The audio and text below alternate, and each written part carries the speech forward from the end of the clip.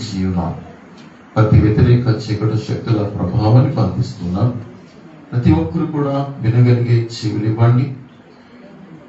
గ్రహించగలిగిన మనసులను మీరు దయచేయండి. చదవబడిన వాక్యాన్ని విరిచి వడ్డించి మీరు మహిమ పొందండి.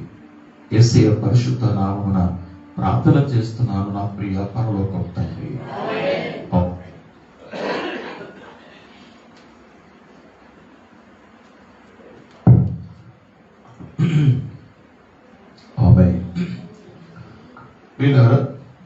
దానికి ముందుగా మరొక మాట.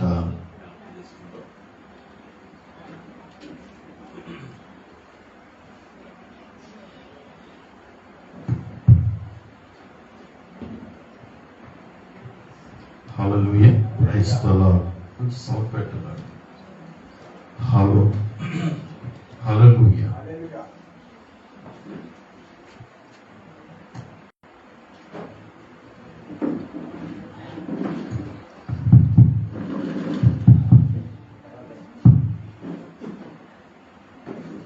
హల్లెలూయా, ప్రైజ్ ది లార్డ్.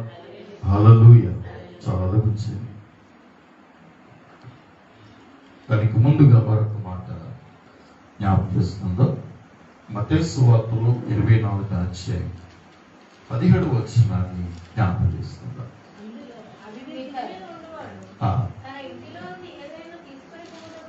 మిద్దె మీద ఉండేవాడు తన ఇంటిలో నుండి ఏదైనా తీసుకొని పోటకు దిగకూడదు.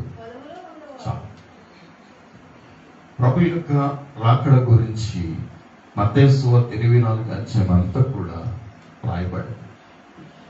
అందులో 2 రాకడల గురించి రాయబడింది. ఒకటి బహిరంగ రాకడ, రెండవదిగా రహస్య రాకడ. ఈ 2 రాకడలకు కూడా మత్తయి సువార్త 24వ అధ్యాయంలో రాయబడినటువంటి మాటలు అక్కడ ఉన్నాయి. అందులో ప్రత్యేకంగా ఇక్కడ ప్రభు తెలియజేస్తున్న మాట ఏమిటంటే, మిద్దె మీద ఉండువాడు. మిద్దె మీద అంటే కొర్నేలు ఇంటికి పేతురు, దైవజనుడైనటువంటి పేతురు కొర్నేలు ఇంటికి వెళ్లే సమయానికి కల్లా తను ఎక్కడున్నాడో తెలుసా మీకు? తన మిద్దె మీద ఉన్నాడు. వీళ్ళారా, ఈ రోజున నువ్వు ఎత్తబడాలనుకుంటే, ఎత్తబడే గుంపులో ఉండాలనుకుంటే, బుద్ధిగల కన్యకల గుంపులో నువ్వు ఉండాలనుకుంటే ఖచ్చితంగా నువ్వు ఎత్తబడే ఎదురుబిడ్డ మిథ్య అనుభవాన్ని నువ్వు కలిగి ఉండాలి. మిథ్య అనుభవం అంటే పై అనుభవం అని అర్థం. ఎగ్జాంపుల్, సౌలు సమూయేలు కలుసుకోవడానికి వెళ్ళినప్పుడు సమూయేలు ఎక్కడున్నాడో తెలుసా? సమూయేలుని ఎక్కడ కలుసుకున్నాడో తెలుసా? వారు చూడండి, బైబిల్లో 1 సమూయేలు గ్రంథములో 9వ అధ్యాయంలో 25వ వచనం ఒకసారి జ్ఞాపకం చేస్తుందమ్మా.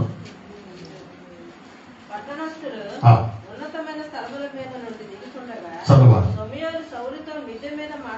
సమూయేలు సౌలుతో మిద్దె మీద మాట్లాడుచుండేమో.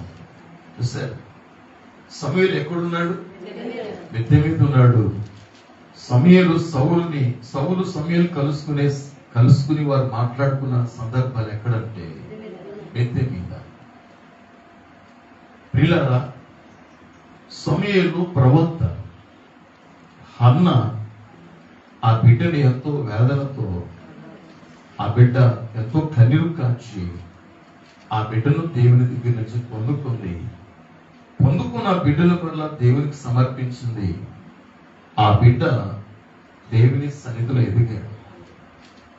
దేవుని సన్నిధిలో ఎదుగుతూ అక్కడ ఉన్నటువంటి దైవజనుడైన ఎలి ఎదుట యెహోవాకు తను పరిచర్య చేశాడు. అలా దేవుని సన్నిధిలో ఎదుగుతూ దేవునికి పరిచర్య చేస్తూ ఆ విధంగా సమూయేలు తన జీవితం ఒక గొప్ప ప్రవక్తగా అతడు స్థిరపరచబడ్డాడు. ఇశ్రాయేలు ప్రజలకు గొప్ప న్యాయాధిపతిగా చేయబడ్డాడు. దేవుని సన్నిధిలో తన ఎదిగిన కాలాన్ని బట్టి.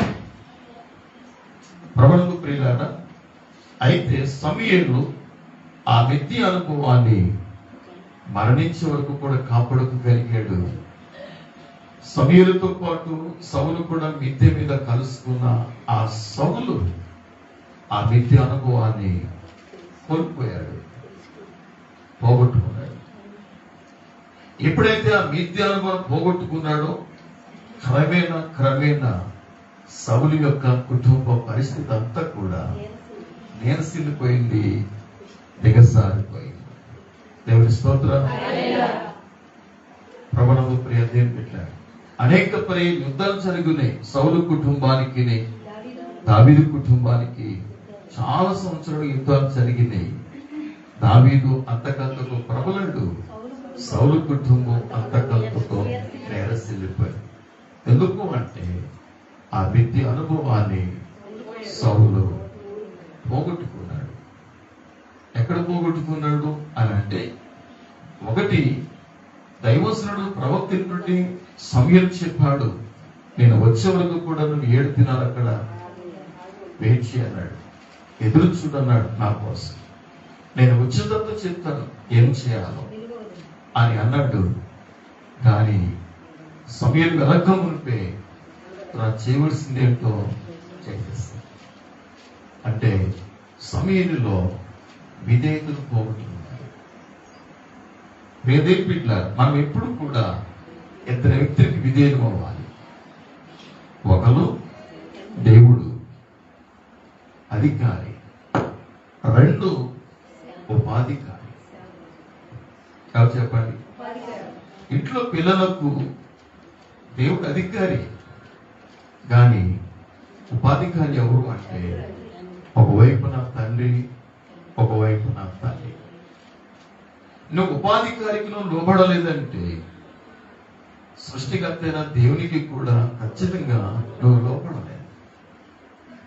నువ్వు ఆఫీసులోకి వెళితే నీ పై అధికారులు ఉంటారు, ఉపాధికారులు అంటారు వాళ్ళు. నువ్వు ఉపాధికారికి నువ్వు లోపడలేదంటే పైన దేవునికి కూడా నువ్వు లోపడలేదు. అలాగే నువ్వు ఆత్మీయంగా రక్షించబడినప్పుడు, ఒక సంఘములో చేర్చబడినప్పుడు, ఆ సంఘమును కాపారి నీకు ఉపాధికారి. నువ్వు ఉపాధికారికి నువ్వు లోపడలేదంటే నువ్వు దేవునికి కూడా లోపడలేదు. నువ్వు ఎక్కడికి వెళ్ళినా ప్రపంచంలో నువ్వు అధికారం కలుసుకుంటేనే ఉంటావు. ఎక్కడికి వెళ్ళా నువ్వు అధికారం కలుసుకుంటేనే ఉంటావు. కాబట్టి నువ్వు ఉపాధికారికి ఎప్పుడైతే లోపడలేదో నువ్వు అన్ని విషయంలో ఫెయిల్ అయిపోయినట్టే. ఎప్పుడైతే సమూయేలు నేను వచ్చే వరకు ఎదురు చూడు, నేను వచ్చే వరకు నువ్వు వెయిటింగ్ చేయి అని స్పష్టంగా ప్రవక్త అయినటువంటి సమూయేలు ఆజ్ఞ ఇచ్చినప్పుడు సౌలు దైవస్తుడైన ప్రవక్త అయిన సమూయేలు మాటకు విలువ లోబడాల. ప్రభువుకు ప్రియ దేవుని పెట్టారా, లోబడలేదంత అర్థం ఏంటి? అవిధేయుడు అని అర్థం. విధేయత అపోజిట్ అవిధేయత. ఆదాము అవ్వ వారు చేసిన పాపం ఏంటి అని అంటే అవిధేయత. ఏంటి చెప్పండి? మొదటి ఆ యొక్క రోమాపత్రికలో 5:19 ఒకసారి మనం వెళ్దాము.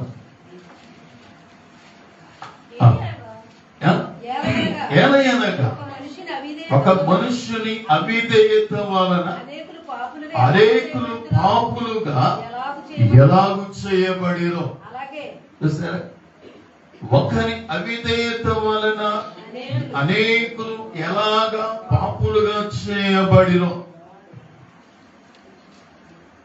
అంటే మనందరం కూడా ఎలా పాపులమయ్యాము?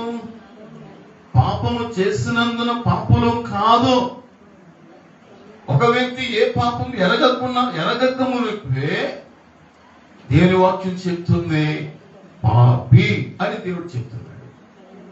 ఒక పుట్టిన బిడ్డను తీసుకోనండి, వాస్తవంగా బిడ్డకు పాపం అంటే తెలియదు, పాపం చేయలేదు, కానీ పాపపు యొక్క నైజం తనలో ఉంది. అందుకని దేని వాక్యం చెప్తుందంటే పాపి అని అన్నారు. ఇంకా నీకు అర్థం కావాలంటే ఆ పసిబిడ్డ ఏ పాపం చేయలేదు, కానీ ఏదో ఒక రోజున మరణిస్తుందా లేదా? పాపం వల్ల వచ్చే జీతం మరణాన్ని ఎవరు తప్పించుకోలేదు. ఆ మరణం పాపాన్ని జ్ఞాపకం చేస్తాం. ఈ ప్రపంచంలో నేను పాపం చేయలేదని ఎవరైనా బుకాయించవచ్చు, కానీ నేను మరణించను అని ఎవరు చెప్పలేరు. ఎవరు చెప్పలేరు. అంటే ఆ మరణం అనేది ఎలాగొచ్చింది అంటే పాపము వలన. దేవుని స్తోత్రం. ఎలాగొచ్చింది? పాపము వలన.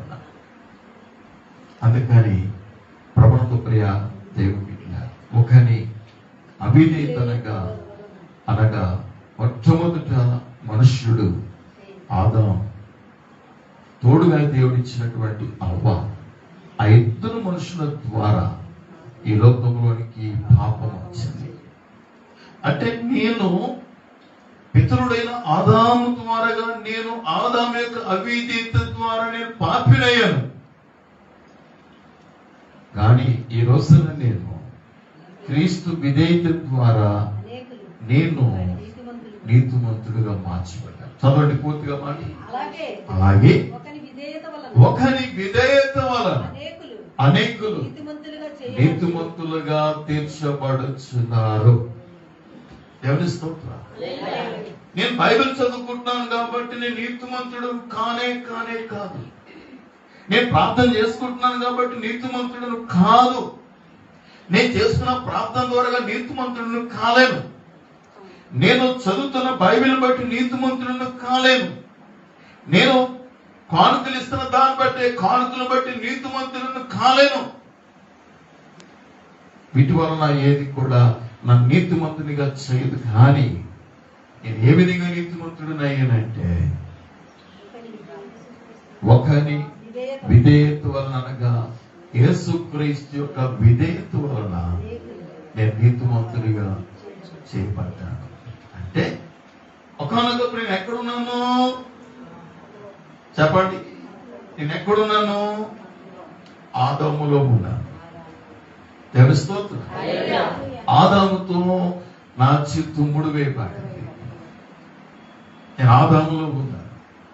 అయితే నేను సువార్త విన్నాను, ప్రభు నా పాపల కొరకు చనిపోయాడని విశ్వసించిన నా హృదయంలో నేను ఇలాగే ఉంటే ఒక దినాన్ని నేను నరకాగ్నికి వెళ్ళవలసి ఉందని ఎరిగాను.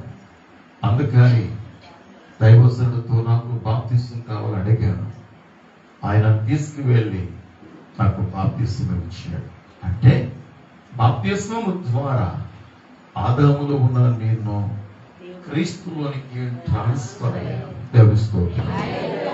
అది బాప్తిస్మం ద్వారా మాత్రమే క్రీస్తులోనికి నేను ట్రాన్స్ఫర్ అయ్యాను.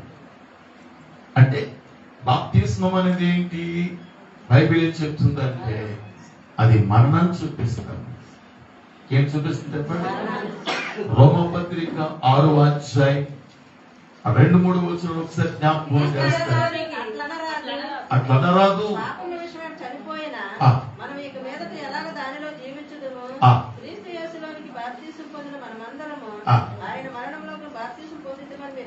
చూసారా? 2వ వచనంలో కూడా మరణాన్ని గురించి ప్రభు జ్ఞాపకం చేస్తున్నాడు.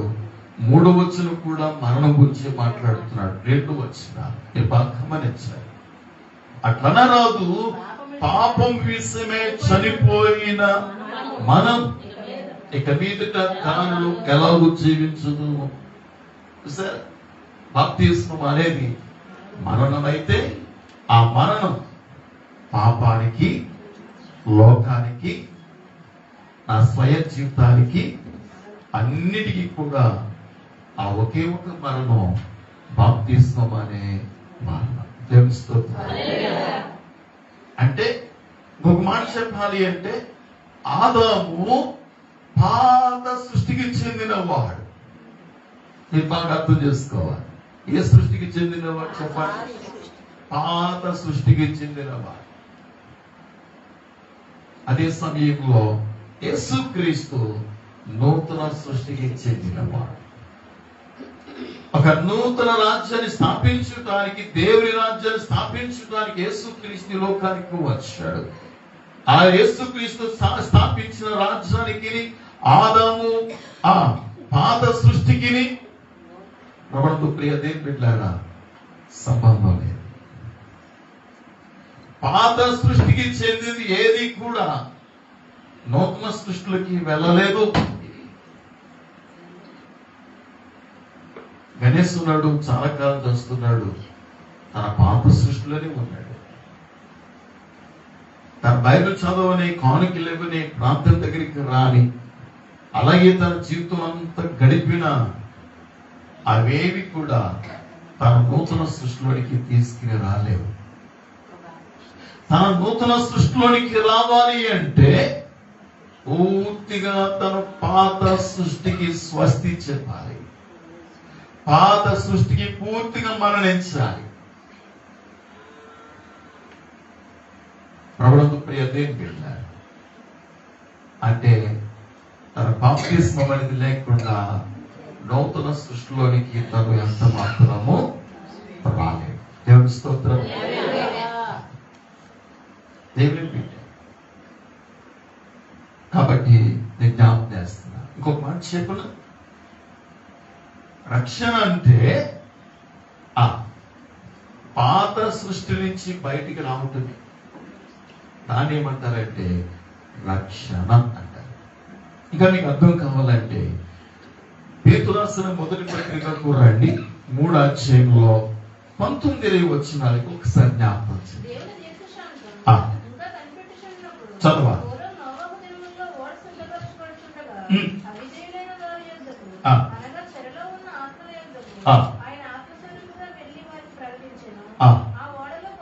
ఆ ఓడలో కొందరు అనగా 8 మంది 8 మంది నీటి ద్వారా రక్షణ పొందిరి.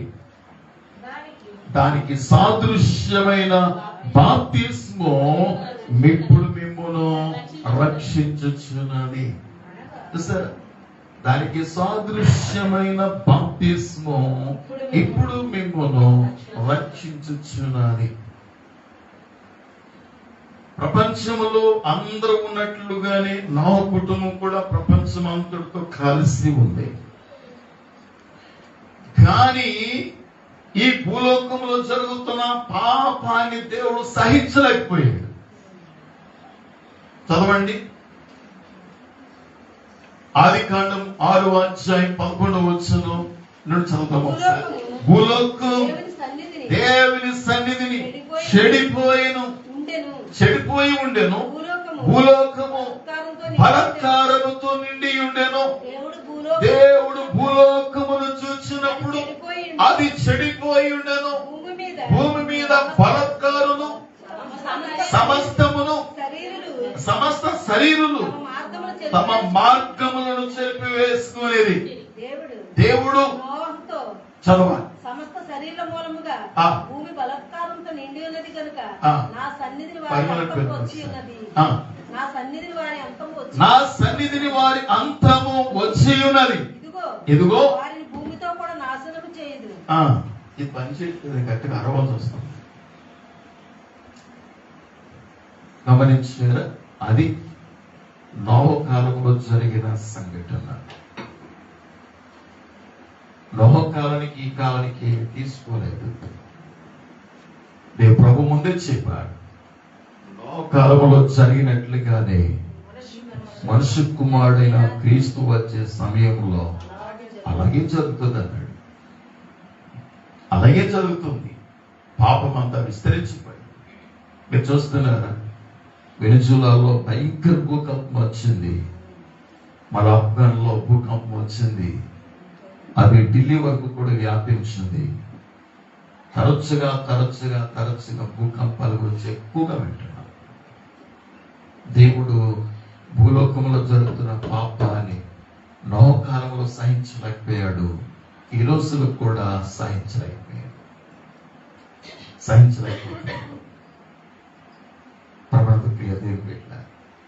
కాబట్టి ఆ సమయంలో దేవుడు భూలోకం వైపు చూసినప్పుడు దేవుని దృష్టికి ఒక వ్యక్తి కనిపించాడు.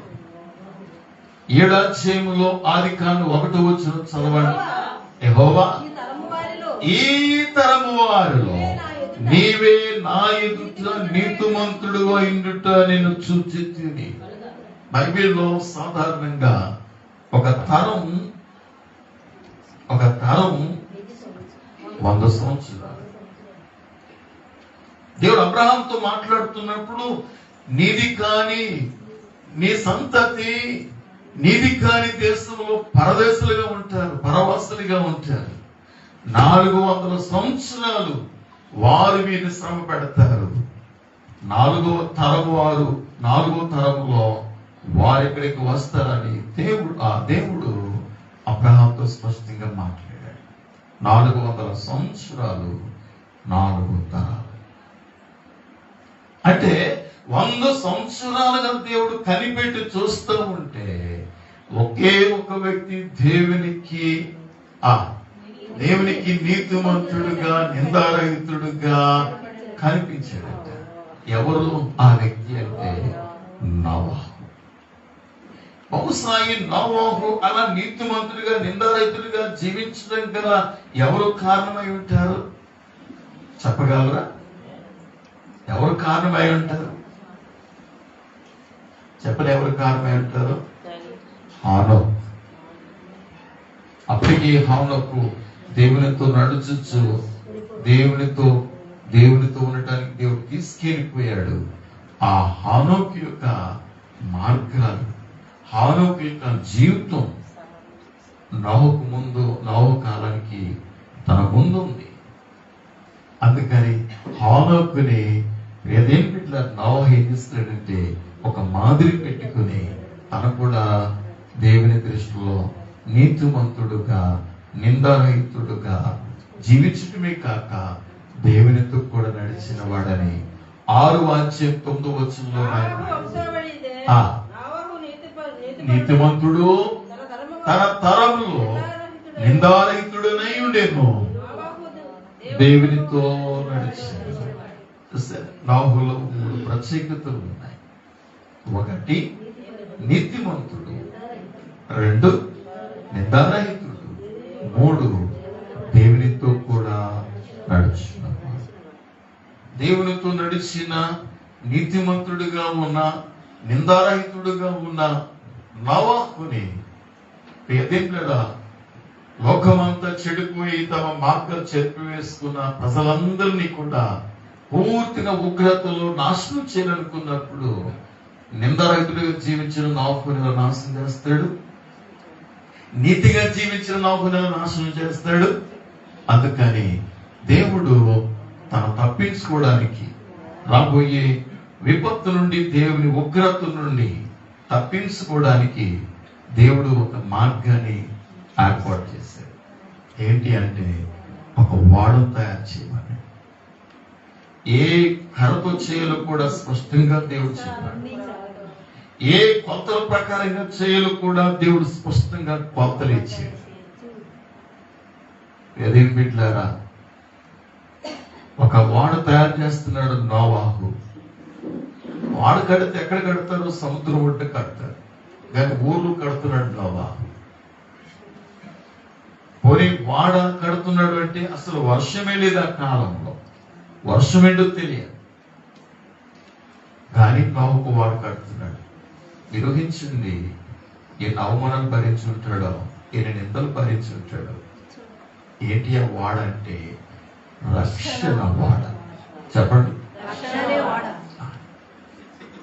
ఈ రోజున రక్షణ స్వాత ప్రకటిస్తుంటే చూడలేదా ఎన్ని నిందలు వస్తున్నాయి వాళ్ళకి, ఎన్ని అవమానాలు వస్తున్నాయి చూడలేదా, ఎన్ని వ్యతిరేకతలు వస్తున్నాయి చూడలేదా? అవసరమైతే కొడుతున్నారు, గాయపరుస్తున్నారు, చంపుతున్నారు. అవసరమే. ఎందుకు? ఒరిస్సాలో స్టేని గారు తన 2 కుమారులతో చంపేశారు. ఎక్కడో విదేశాల నుంచి ఉన్నటువంటి గొప్ప ఆస్తిపరుడైన ఆ స్టేని గారు ఎందుకు చంపేశారు? రక్షణ సువార్తను ప్రకటించటం వలననే. దేవుని పిల్లలారా, కాబట్టి ప్రభువుతో ప్రియులారా, నోవహు ఎన్ని ఎదుర్కొన్నాడో, ఎన్ని భరించాడు, నిందలు భరించాడు. ప్రభు ముందే చెప్పారు, యోహాను సువార్త 16:33 భాగంలో, లోకములో మీకు శ్రమ కలుగును. చదవండి. 16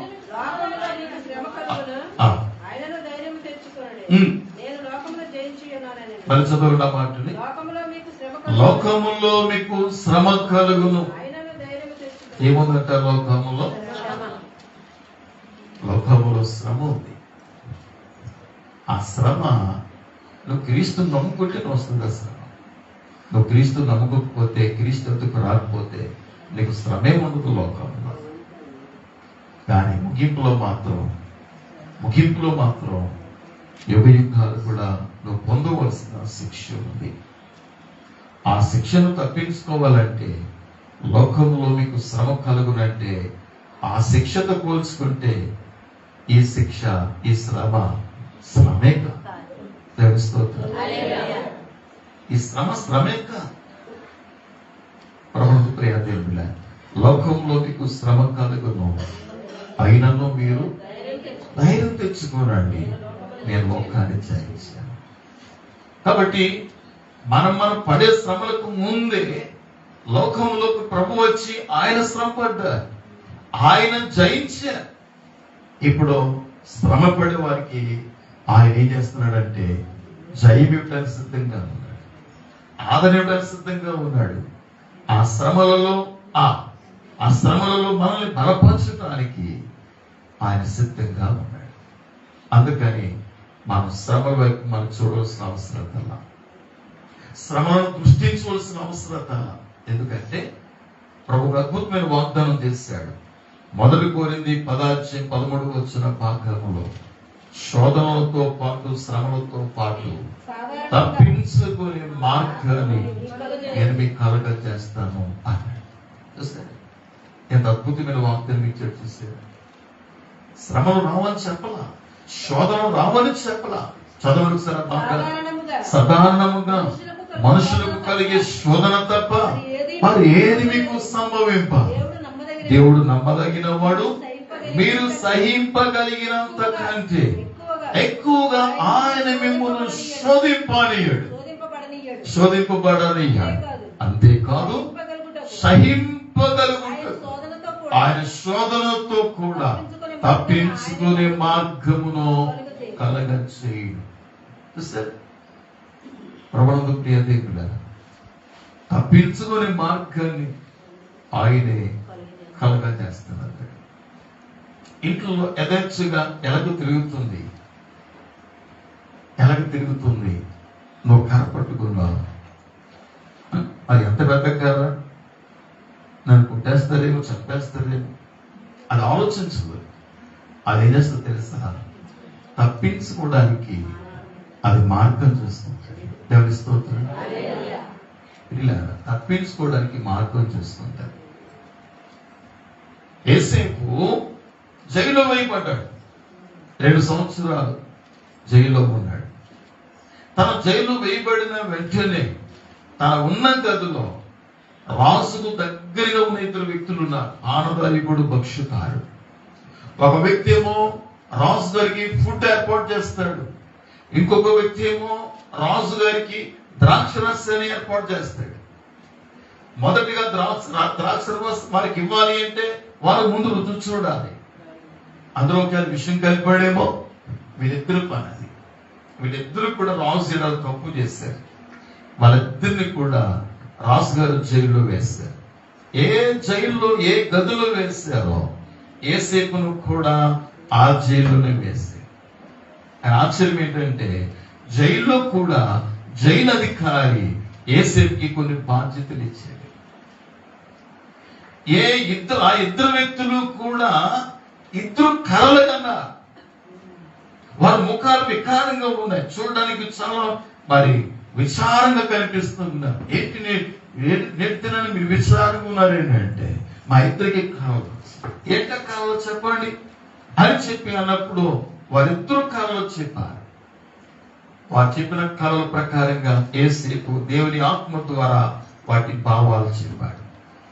వాడికి వచ్చిన కళలు ఏంటంటే ఒక వ్యక్తి ఉరతీయించబడటం, ఒక వ్యక్తి మరలా రాజు గారికి ఎప్పటి వాళ్ళే ద్రాక్షరసం అందించే ఉద్యోగాన్ని ఆ వ్యక్తికి ఇవ్వటం.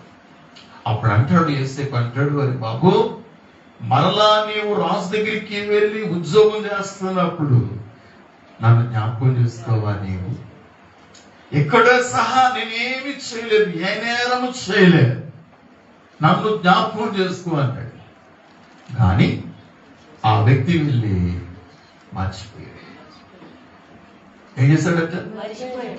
మానవుడు మర్చిపోవడం. మానవుడు మర్చిపోతాడనే దేవుడు 400 సంవత్సరాలు బానిసలు ఉన్న వారిని విడిపించి కనాను దేశానికి పంపిస్తున్నప్పుడు దేవుడు మారి వారికి వార్నింగ్ ఇచ్చాడు. ఏ విషయంలో వార్నింగ్ అంటే, మీరు మర్చిపోతారేమో, మరచదేమో అని. అంటే దేని బట్టి మర్చిపోతారు చెప్పండి? దేని బట్టి మర్చిపోతారు? ఒకసారి ఆ మాటకి వెళ్దాం. ద్వితీయోపదేశకాండం 6వ అధ్యాయం 10వ వచనానికి రండి. స్పీడ్గా రావాలి. చదవాలి.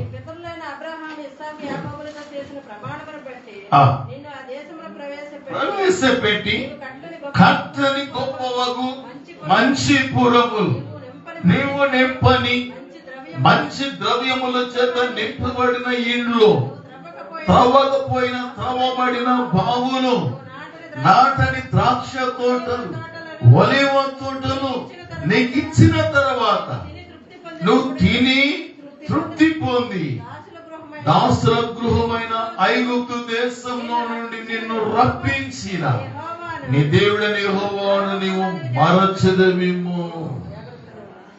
చూసారా? మరచెదవేమో. ఇవన్నీ దేవుడు వాళ్ళకి ఇచ్చాడంట. నీకు ఇచ్చిన తర్వాత అన్నాడు, ఏంటవి? ద్రాక్ష తోటలు, ఒలీవ తోటలు, బావులు, మంచి ఇండ్లు, ఇవన్నీ నీకు ఇచ్చిన తర్వాత నువ్వు మర్చిపోతావేమో, తిని తృప్తి పొంది మర్చిపోతావేమో. అలాగే 8వ అధ్యాయం 11 కూడా ఒకసారి చదువుతారా? చదవాలి. మరచి కడుపార తిని మంచి ఇండ్లు కట్టించుకొని పశువులు గొర్రె మేకలు వృద్ధి అయి వెండి బంగారములు విస్తరించి నీ కలిగినంతయు వర్ధిల్లినప్పుడు నీ మనస్సు మదించి దాసుల గృహమైన ఐగుప్తు దేశం నుండి తీసుకువచ్చిన నీ రప్పించిన నీ దేవుడని యెహోవాను మరచెదవేమో. ఇప్పుడు చెప్పండి, దేని బట్టి మర్చిపోతున్నాడంట?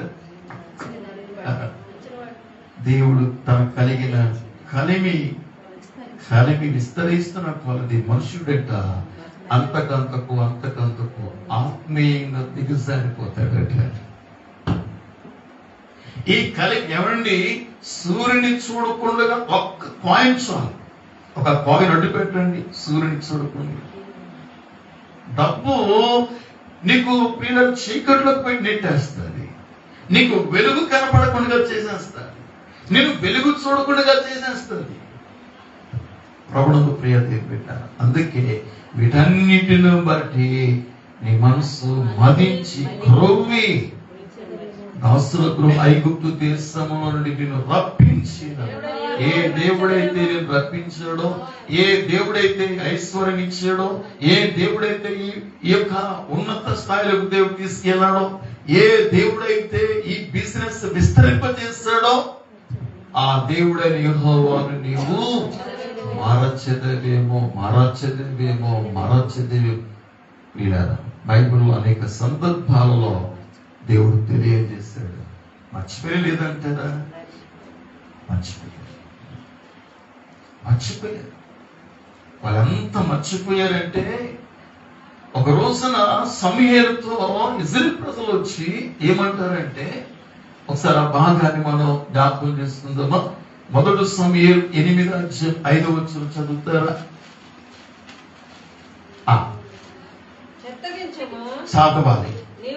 నీవునగు నీ కుమారుని ప్రవర్తన వంటి ప్రవర్తన గలవారు కారు గనుక సకల జనుల మర్యాద చొప్పున మాకు ఒక రాజును నియమించు, మాకు న్యాయము తీర్చునని అతనితో అనేది. 7వ వచనం చదువుదామా? అందుకు యెహోవా సమూయేలుకు సెలవిచ్చినదేమనగా, జనులు నీతో చెప్పిన మాటలన్నిటి ప్రకారము జరిగింపుము, వారిని నిన్ను విసర్జించలేదు కానీ తమ్ముడు ఏలకుండా నన్నే వారు విసర్జించారు. ఈ పాయింట్ మీరు బాగా గమనించగలరా? తమ్మును ఏలకుండా, తమ్మును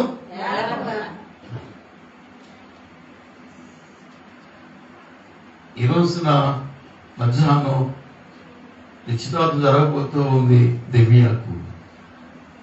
కొన్ని దినాల తర్వాత తన భర్త దగ్గరికి వెళ్ళబోతుంది, లేకుంటే వివాహం కాబోతూ ఉంది. తన భర్తను వివాహం చేసుకుంటుందంటే భర్త యొద్దకు వెళ్తాడు. తన అర్థం ఏంటి?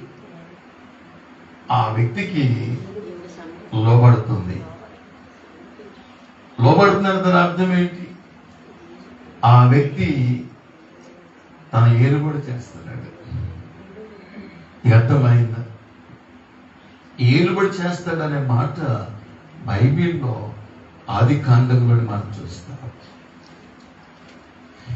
ఆదాము అవ్వకి ఇద్దరు కూడా సమానంగానే ఉన్నారు, కానీ శిరస్సుగా దేవుడు భర్తనిచ్చాడు. అవ్వకి భార్య శరీరం అయితే భర్త శిరస్సై ఉన్నాడు. ఏదైనా తోటలో పెట్టారు. చక్కగా ఆ తోటలో ఆహ్లాదకర వాతావరణంలో చాలా ఆనందంగా జీవిస్తున్నారు. ఎప్పటి నుంచి ఈ కుటుంబాన్ని విడగొట్టాలని, ఈ కుటుంబాన్ని సర్వనాశనం చేయాలని పొంచి ఉన్నాడు సాతాను. ఎప్పటి నుంచో నెమ్మదిగా లోపలికి ఎంటర్ అయ్యాడు. ఎప్పుడు ఎంటర్ అయ్యాడు? ఆదాము అవ్వలు దూరంగా ఉన్నప్పుడు ఎంటర్ అయ్యాడు. ఇద్దరు ఉంటే మళ్ళీ అవ్వదు ఎంటర్ అయ్యాడు. ఎప్పుడైతే ఒంటరిగా ఉందో అవ్వ మొత్తానికి సాతాను అవ్వతో మాట్లాడటం మొదలెట్టాడు. ఈ సంభాషిస్తున్నప్పుడు ఉండండి, మా ఆయన ఉన్నారు, లేకుంటే నా భర్త ఉన్నాడు, నేను తీసుకొస్తాను నేనని చెప్పుంటే బాగుండేది. కనీసం భర్త ఎందుకు వెళ్ళి సలహా అడుగుంటే బాగుండేది. ఈమె స్వతంత్రురాలుగా, నాయకురాలిగా పిల్లరా ఆమె శిరస్సు స్థానం తీసుకుని ఆమెతో మాట్లాడి ఆ మాటలు విని తనకు లోబడిపోయి దేవుడు నిషేధించిన తినవద్దన్న పండు తీసుకుని తిన్న తర్వాత దేవుడు అన్నాడు, అతడు నిన్ను ఏలును అన్నాడు. అతడు నిన్ను ఏలాలి అంటే ఆమె ఏమై ఉండాలి? ఇప్పుడు చెప్పండి. ఏలాలి అంటే ఆమె ఏమై ఉండాలి? అరే స్త్రీలారా మీ స్వపురుషులకు అక్కడ చెప్పేవారు చెప్పరా? మీరు నీకు నామసేమో నేను లోపడతామండి. చంద్రబాబు నాయుడు గారు మాకేమో ఆడోళ్ళు అంటే మాకు అన్ని పవర్ఫుల్ చేస్తున్నాడు అండి, మేము ఎలా లోపడతామండి? అవన్నీ వాక్యానికి యాంటీ. వాక్యమే దేవుని బిడ్డ. లోబడితేనే కదా నీవు అతను ఏలుబడి చేస్తాడు. నీకు అర్థమైందా? దేవుడు చెప్పే పాయింట్ కూడా అదే. తమ్మును ఏలకుండా నన్నే వారు విసర్జించారంటే వారు లోబడటానికి ఇష్టపడలేదు అని. అంటే దేవుని అధికారంలో నుండి వారు బయటికి వెళ్ళిపోయారు, దూరంగా వెళ్ళిపోయారు. సమయంలో తమ్మును ఏలకుండా వారు నన్నే విసర్జించినారు. నేను సూటిగా ప్రశ్నిస్తున్నాను, నిజంగా నువ్వు రక్షించబడిన వ్యక్తివేనా? ఓకే, అట్లయితే దేవుని పరిపాలనలో నీవు ఉన్నావా? చెప్పండి. దేవుని పరిపాలనలో ఉన్నావా? దేవుని పరిపాలనలో ఉంటే ఉపాధికారికి నువ్వు లోబడుతున్నావా? ఉపాధికారికి నువ్వు లోబడితే, ఉపాధికారికి చెప్పి నువ్వు ఎక్కడికైనా వెళ్తున్నావా? అదే నీ ఇంట్లో నీ పిల్లలు చెప్పడానికి వెళ్తే నువ్వు ఎలా స్పందిస్తా? దేవుని బిడ్డ, మీకు అర్థమైందా? దేవుడు ఎంత బాధపడుతున్నాడో. సమయంలో నన్ను ఏలకుండా, నేను వారిని ఏలకుండా నన్ను విసర్జించారు. నువ్వు ఆయనకు లోబడకపోతే ఆయన ఏలలేడండి, ఏలలేడు, నీ జీవితం నడిపించలేడు. నీవు కాపరికి లోబడకపోతే కాపరి నిన్ను పరిపాలన చేయలేడు, ఏలలేడు. నువ్వు భర్తకు లోబడకపోతే భర్త నిన్ను ఏలుబడి చేయలేడు, పరిపాలన చేయలేడు. ఈ రోజున ప్రపంచ పరిస్థితి అంతా కూడా ఇలా ఇదే విధంగా. దాన్నే లోబడట్లేదంటే దాని అర్థం ఏంటి చెప్పండి? అవిధేయత. చెప్పండి. మనం చదువుకున్నాం కదా, ఒకరి అవిధేయత వలన అనేకులు. అప్పుడు మర్చిపోతారా? రోమా 5:19 వచ్చిన భాగంలో, ఎలయనగా ఒక మనుషుని అవిధేయత వలన ఎలాగూ పాపులుగా చేయబడిరో అలాగే. నేను స్పష్టంగా చెప్పున, నీ విధేయత కలిగి ఉన్న వ్యక్తివి అయితే, యేసుక్రీస్తు నందు ఉన్న వ్యక్తివి, నీవు ఇంకా అవిధేయతగా ఉన్న వ్యక్తివి అయితే, అవిధేయత చూపిస్తున్న వ్యక్తివి అయితే, ఆదాములో ఉన్న వ్యక్తివి, ఆదాముతో అంటగట్టబడిన వ్యక్తివి. దేవుడిని పని అడగట్లా, ఎంత పని చేస్తుంది దేవుడు అడగట్లా, ఎంత మేరకు నువ్వు విధేయత కలిగి ఉన్నావు. అది పరలోక రాజ్యానికి వెళ్ళిన తర్వాత నీవు ఎంత గొప్ప పని చేస్తావు దేవుడు అడగడు, నువ్వెంత మేరకు నీవు విధేయత కలిగి ఉన్నావు. ఈ రోజున పరిశుద్ధాత్ముడు నిన్ను ఏలుతున్నాడు. నీ కుటుంబానికి పరిశుద్ధాత్ముడు యజమానైనా అధిపతి అయినా, నీకు ఆలోచనకర్తగా ఉండి నేను నడిపిస్తున్నాడు అనే జీవితాన్ని. దేవుని ఏలుబడులను తప్పిపోయావంటే నువ్వు ఇంకా ఆదాముతోనే ఉన్నట్టు, ఆదాములోనే ఉన్నట్టు. అవిధేయత అంతా కూడా ఆదాము ద్వారా కలుగుతుంది, విధేయత అంతా కూడా యేసుక్రీస్తు ద్వారా కలుగుతుంది. నీ విధేయత కలిగి ఉన్నావు, విధేయత లేవు అనేది నువ్వు స్వయంగా యేసుక్రీస్తుతో ఉన్నావో, యేసుక్రీస్తు నుండి నువ్వు దూరమైపోయావు అనేది నువ్వు చూపించిన విధేయత మీదనే ఆధారపడి ఉంది. దేవుని స్తోత్రం. కాబట్టి నన్ను ఏలకుండగా, తమను ఏలకుండగా నన్ను విసర్జించారు సమూయేలు. వారు కోరినట్టుగా రాజుగా నియమించు, కానీ రాజును బట్టి వారు ప్రాణాలు విసికి నాకు మొరపెట్టినా నేను మాత్రము వినను. దేవుడు చెప్పేశాడు, వారు కోరినట్టుగా నియమించు, నేను మాత్రం వారు పెట్టిన మొర నేను వినను. ఎందుకు వినరు? ఆయన ఏలుబడిలో తప్పిపోయారు, ఆయనకి విధేయత చూపించడంలో తప్పిపోయారు. దేవుని బిడ్డ, నువ్వు అవిధేయతగా ఉన్నట్లయితే నువ్వు ఎంత బిగ్గరగా ప్రార్థించు, ఎంత కన్నీరు కలిసి ప్రార్థించాయి, దేవుడిని ప్రార్థన త్రోసివేస్తాడు. దేవుడి ప్రార్థన చేస్తే దేవుడు తన చెవులను మూసుకుంటాడట, ముఖాన్ని తిప్పుకుంటాడట. యెషయా గ్రంథం 59 ప్రారంభ వచనంలో అదే మాట ఇక్కడ మనం చూస్తాం. రక్షింప నేరకయున్నట్లు యెహోవా హస్తం కురుచుగా, వినడారకయున్నట్లు ఆయన చెవులు మందము కావ. మీ దోషములు మీకును మీ దేవునికి అడ్డముగా వచ్చారు. ఏంటి ఆ దోషం అంటే? అవిధేయత. ఏంటి ఆ పాపం అంటే? అవిధేయత. అవిధేయత. దేవుని బిడ్డ కనుక ఆయన మీ పాపములు ఆయన ముఖమును మరుగుపరచెను గనుక ఆయన ఆలకింపకున్నాడు. నువ్వు ఇష్టం వచ్చిన ప్రార్థన చేసేటం కాదు. నువ్వు ప్రార్థన చేయడానికి ముందు నేను ఎంత మేరకు నేను దేవునికి విధేయుడనై ఉన్నాను, దేవునికి విధేయుడై ఉంటే నా కాపరికి ఎంత మేరకు విధేయుడనై ఉన్నాను, లేదంటే నా కాపరికి నేను అవిధేయుడిగా ఉన్నానా? ఒకవేళ నా కాపరికి అవిధేయుడిగా ఉంటే ఇక్కడ దేవుడు ఏం చేస్తున్నాడు? తమను ఏలకుండా విసర్జించారంటే ఆల్రెడీగా దేవుడు దుఃఖపడుతున్నాడు. కాపరి కూడా అక్కడ ప్రవక్త కూడా దుఃఖపడుతున్నాడు. మరి నీ ఆత్మీయ కాపరికి నువ్వు విధేయత చూపించట్లేదంటే నీ ఆత్మీయ కాపరి దుఃఖపడట్లేదు అంటారా? హెబ్రీ పత్రికలో 13:17 వచ్చినానికి రండి ఒకసారి. అక్కడ ప్రభు ఏ విధంగా మాట్లాడుతున్నారో చూద్దాం.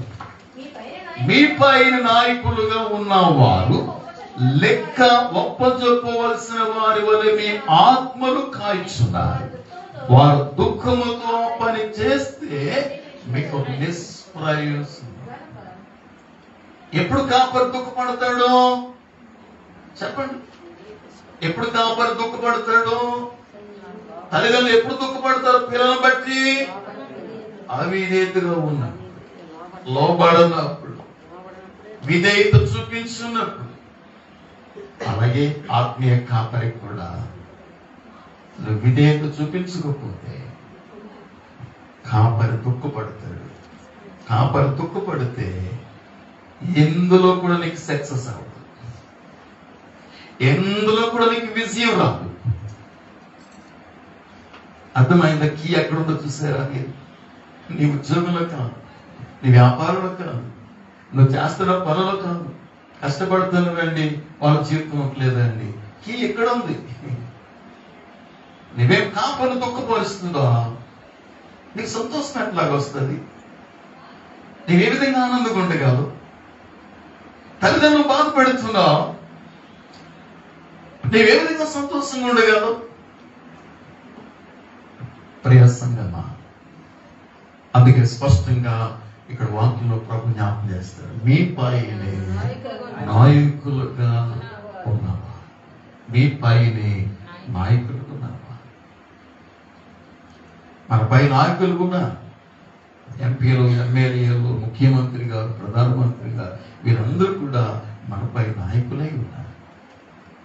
అదేంటండి వాళ్ళు ముస్కారులండి, వాళ్ళు కఠినులండి, లోబడంటే వాక్యం ఒప్పుకోదు. తెలుసా మీకు? వాక్యం ఒప్పుకోదు. పేతురు రాసిన మొదటి పత్రిక 2:18 వచ్చినట్టుగా రండి. అక్కడ ఏమంటున్నాడు ప్రభు? పనివారులారా, మంచివారును సాత్వికులైన వారికి మాత్రమే కాక ముస్కారులైన మీ యజమానులకు. ఎవరికట? ముస్కారులైన మీ యజమానులకు పూర్ణ భయముతో లోబడి. చూస్తారా వాక్యం చెప్తుంది? చూస్తారా? జగన్ పరిపాలనలో మాకు చాలా చక్కగా మాకు పెన్షన్ బాగా ఇచ్చారండి, పెంచారండి. ఇదిగో చంద్రబాబు నాయుడు గారు ఆ యొక్క మంత్రిగా రాగానే మాకు ఉన్న పెన్షన్ అంతా తీసేశారండి. అని నువ్వు తిట్టుకుంటావా? నువ్వు ఇష్టం వచ్చినట్టుగా మాట్లాడతావా? దేవుడు సహించు, దేవుడు సహించు. రోమపత్రిక 13 ఏం చెప్తుందో చూడండి. రోమా 13 మొదట వచ్చిన భాగంలో ప్రతివాడు పై అధికారులకు లోబడి ఉండవలెను, ఏదైనా దేవుని వలన కలిగినది తప్ప మరి ఏ అధికారం లేదు. ఉన్న అధికారం దేవుని వలననే కలిగి ఉన్నవి, నియమింపబడి ఉన్నవి. కాబట్టి అధికారమును ఎదిరించిన వాడు దేవుని యొక్క నియమమును ఎదిరించుచున్నాడు. దయచేసి ప్రియులారా, ప్రభుత్వ నాయకుల్ని కొన్ని సందర్భాల్లో కఠినంగా నువ్వు తిట్టడానికి వీల్లేదు. నువ్వు తిడుతున్నావంటే నాయకుడిగా ఏర్పాటు చేస్తున్న దేవుని నువ్వు తిడుతున్నావు. చూసారా? అధికారం ఎదిరిస్తున్నావు అంటే అధికారం నియమించిన దేవునినే నువ్వు ఎదిరిస్తున్నావు. ఇక్కడ కాపరిని ఎదిరించి ఇష్టమచ్చడిగా వెళ్తున్నావు అంటే దేవుని నేను ఎదిరిస్తున్నా. నీకెంత దమ్ము? దేవుని ఎదిరించి వెళ్ళడానికి నీకెంత ధైర్యం? దాని పర్యవసానం ఒక దినాన్ని అనుభవించవలసి ఉంది. అందుకని దేవుని బిడ్డ వాక్యానికి లోపడదా, వాక్యం ఏం చేస్తుంది దానికి విధేయమవుదాం. వాక్యం వినకుండా పెడచేరు పెట్టేసి ఇష్టానుసారంగా వెళ్ళిపోతే దేవునికి వాక్యం దానికి ఒప్పుకోదు, అంగీకరించుకో. కాబట్టి ప్రభునందు ప్రియులారా, ఎందుకు నా పనులు విజయం లేదు, ఎందుకు నా చేతికి వచ్చే ధనం అస్సలు నిలబడలేదు? కానీ కారణం మీ పై నాయకులు ఉన్న వారిని, లెక్క అప్పగించవలసిన వారిని, మీ ఆత్మను కాస్తున్న వారిని నువ్వు దుఃఖపెడుతున్నావు. దాని విషయంలో సమాధానపడి క్షమాపణ పొంది దేవుని పిల్లారా, కాపరికి నువ్వు విధేయత చూపించగలిగితే, కాపరిను సంతోషపరచగలిగితే దేవుని బిడ్డ దేవుడిచ్చిన ఆ బ్లెస్సింగ్స్, ఆ ఆశీర్వాదాలు స్వతంత్రించుకోగలవు. అది స్వతంత్రించుకోవాలి అంటే నువ్వు దేవుని సంతోషపెట్టాలి, దేవుడు నియమించిన నాయకులు సంతోషపెట్టాలి, అధికారులు సంతోషపెట్టాలి. కాబట్టి ప్రభావంతో పైన మిద్ది మీద ఉన్నటువంటి సౌలు సమీయులు ఆ మిద్య అనుభవాన్ని కాపాడుకోలేకపోయాడు. సౌలు కాపాడుకోలేకపోయాడు. ఏ సమీయులైతే ప్రవక్త అయితే రాజును అభిషేకించాడో ఆ ప్రవక్త ఈ రోజున ఆజ్ఞాపిస్తే తను ఏం చేశాడు చెప్పండి? అవిధేయత చూపించాడు. నీ మాట నాకు లెక్కలేంటి, నీతో నాకు లెక్కలేంటి, నేను రాజు అయిపోయాను, నాకు కిరీటం ఉంది అనుకున్నాడు. క్రమేణా ఒక్కసారి దిగజారిపోవాలి. తెలుసా నీకు? క్రమముగా చదవండి ఒకసారి ఆ మాటని. 2వ సమూయేలు గ్రంథం 3:1 అనుకుంటా. సౌలు కుటుంబీకులకు, దావీదు కుటుంబీకులకు బహుకాలం యుద్ధము జరగక దావీదు అంతకంతకు ప్రబలేను, సౌలు కుటుంబం అంతకంతకు. ఒక్కసారి నీరసిపోలేదండి, ఒక్కసారి నీరసిపోవాలా?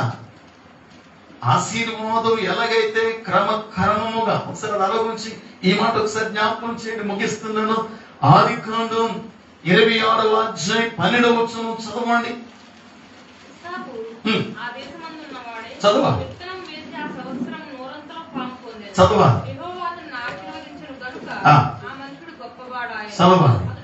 అతడు మిక్కిలి గొప్పవాడగు వరకు క్రమముగా అభివృద్ధి పొందుచు వచ్చేను. ఆపండి. ఇప్పుడు ఈ మాట మళ్ళా చదవండి. 3:1 వచ్చిన 2వ సమూయేలు గ్రంథములో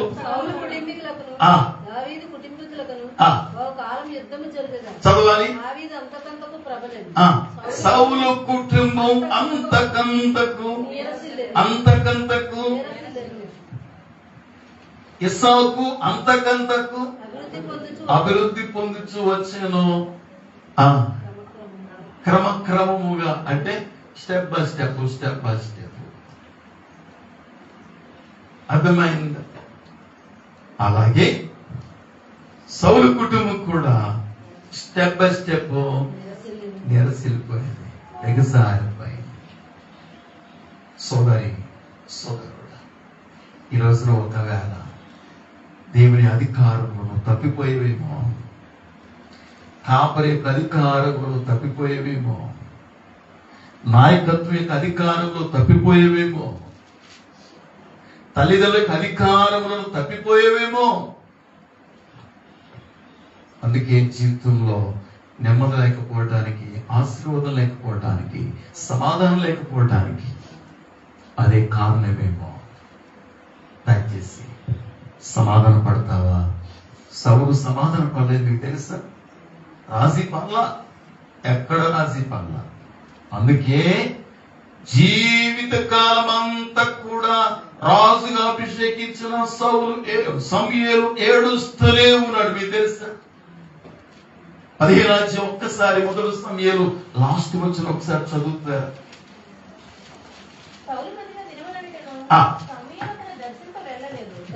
కానీ చూసారా, జీవిత కాలం అంతా సౌలు గురించి ఏడుస్తూనే ఉన్నాడండి. ఎవరు? సమూయేలు. ఎలా పోగొడతాడు సౌలు? అంతకంతగా నీరసి వెళ్ళిపోతే ఏమవుతాడు అండి? 16 నుంచి చూడండి. ఇజ్రాయేలు మీద రాజుగా ఉండకుండా నేను విసర్జించిన సౌలును గురించి నువ్వు ఎందుకయ్యా ఎంతకాలం దుఃఖిస్తావయ్యా నీవు? చూసారా, రాజుకు అభిషేకించిన అభిషేకుడైనటువంటి కాపరి ఏడుస్తుంటే ఆయన బ్రతుకులు ఏమి ఆనందం ఉంటుందండి, ఏం సంతోషం ఉంటుందండి, ఏం నెమ్మది ఉంటుందండి? ఇదే మన ఆత్మీయ జీవితానికి అన్వయించుకుందామా? మన ఆత్మీయ జీవితానికి అన్వయించుకుందామా? నీ అంతటి నీవుగా రావటం, నీ అంతటి నీవుగా జీవించడం, నీ అంతటి నీవుగా ఎదగటం కానీ కానీ కానీ కాదు. దయచేసి దేవుని అధికారానికి లోబడదాం, దేవుని అధికారములో ఉందాం. దేవుడు నియమించిన ఉపాధికారి యొక్క అధికారం మనకన్నా మనం పరీక్షించుకుందాం. నేను ఎక్కడ స్టెప్ వేస్తాను, నేను ఎక్కడ పొరపాటు చేశాను, ఎక్కడ నేను దూరం అయిపోయాను అనేది మనం ఆత్మీయ జీవితంలో పరీక్షించుకోవాల్సిన అవసరం ఎంతైనా ఉన్నది. దేవుని యొక్క ఏలుబడులు ఎప్పుడైతే వారు తప్పిపోయారో దేవుడు వారిని వదిలేశాడు. దేవుడు వారిని వదిలేశాడు.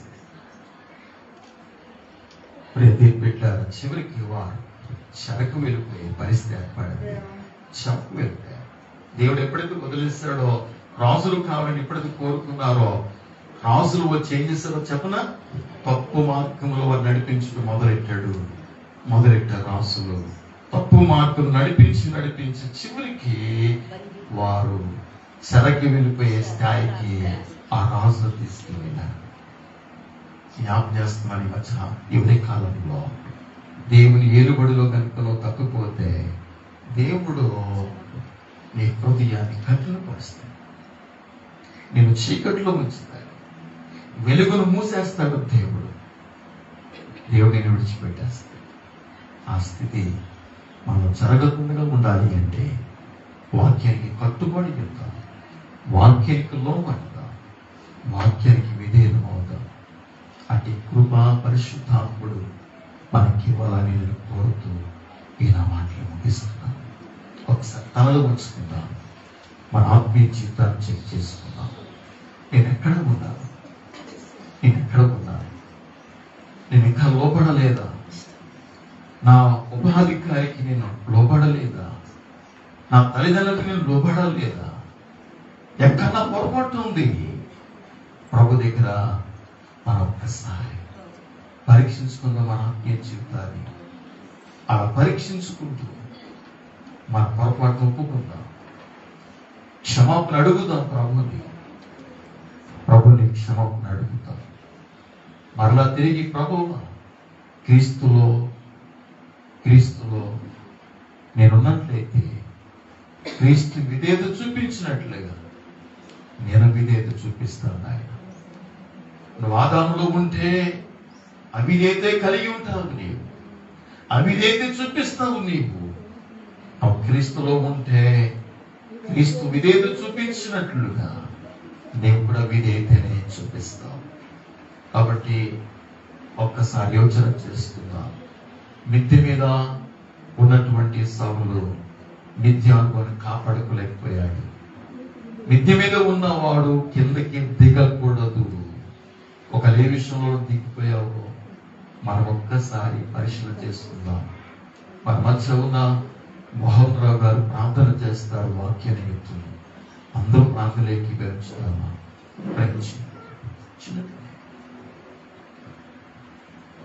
ప్రార్థన చేసుకుందాం. ఎత్తబడిన వాక్యం మనందరి వ్యక్తుల్లో ప్రభు పనిపరిచేలా సువర్ణ ప్రార్థన చేస్తాం. వాక్యం. హల్లెలూయా. స్తోత్రం నాయన, స్తోత్రం నాయన, స్తోత్రం. పరిశుద్ధుడా యేసురాజా, స్తోత్రం నాయన, స్తోత్రం. సేవకుల ద్వారా మాకు తెలియపరిచిన మాట మా హృదయాల్లో దాచుకోవడానికి సహాయం చేయాలి. అలాగే తండ్రి మీకు లోబడి ఉండే మార్గం మాకు దయచేయండి. యేసురాజా